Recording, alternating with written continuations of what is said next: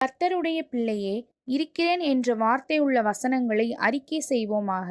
அதற்கு தேவன், இருக்கிறவராக இருக்கிறேன் என்று மோசேயுடனே சொல்லி இருக்கிறேன் என்பவர் என்னை உங்களிடத்துக்கு அனுப்பினார் என்று இஸ்ரவேல் புத்திரரோடே சொல்வாயாக என்றார். யாத்ராகமம் 3:14. பின்பு யாரை நான் அனுப்புவேன்? யார் நமது காரியமாய் போவான் என்று உரைக்கிற ஆண்டவருடைய சத்தத்தை கேட்டேன். அதற்கு நான், இதோ அடியேன் இருக்கிறேன், என்னை அனுப்பும் என்றேன். ஏசாயா 6:8. நீ பயப்படாதே, நான் உன்னுடனே இருக்கிறேன், திகையாதே, நான் உன் தேவன், நான் உன்னை பலப்படுத்தி உனக்கு சகாயம் பண்ணுவேன், என் நீதியின் வலது கரத்தினால் உன்னை தாங்குவேன். ஏசாயா 41:10. பயப்படாதே, நான் உன்னோடு இருக்கிறேன், நான் உன் சந்ததியை கிழக்கிலிருந்து வரப்பண்ணி உன்னை மேற்கிலும் இருந்து கூட்டி சேர்ப்பேன். ஏசாயா 43:5. நாள் உண்டாகாததற்கு முன்னும் நானே இருக்கிறேன், என் கைக்கு தப்புவிக்கத்தக்கவன் இல்லை, நான் செய்கிறதை தடுப்பவன் யார்? ஏசாயா 43:13. அப்பொழுது நீ கூப்பிடுவாய், கர்த்தர் மறு உத்தரவு கொடுப்பார். நீ சத்தமிடுவாய், இதோ நான் இருக்கிறேன் என்று சொல்லுவார்.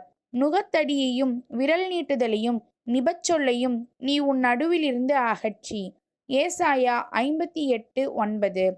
நான் உங்களுக்கு கட்டளையிட்ட யாவையும் அவர்கள் கைக்கொள்ளும்படி அவர்களுக்கு உபதேசம் பண்ணுங்கள். இதோ உலகத்தின் முடிவு பரியந்தம் சகல நாட்களிலும் நான் உங்களுடனே கூட இருக்கிறேன் என்றார். ஆமேன். மத்தேயு 28:20. அவர்கள் உனக்கு விரோதமாக யுத்தம் பண்ணுவார்கள், ஆனாலும் உன்னை மேற்கொள்ள மாட்டார்கள். உன்னை இரட்சிக்கும்படிக்கு நான் உன்னுடனே இருக்கிறேன் என்று கர்த்தர் சொல்லுகிறார். எரேமியா 1:19. உன்னை இந்த ஜனத்துக்கு எதிரே அரணான வெண்கல அலங்கமாக்குவேன். அவர்கள் உனக்கு விரோதமாக யுத்தம் பண்ணுவார்கள், ஆனாலும் உன்னை மேற்கொள்ள மாட்டார்கள். உன்னை இரட்சிப்பதற்காகவும் உன்னை தப்புவிப்பதற்காகவும் நான் உன்னுடனே இருக்கிறேன் என்று கர்த்தர் சொல்லுகிறார்.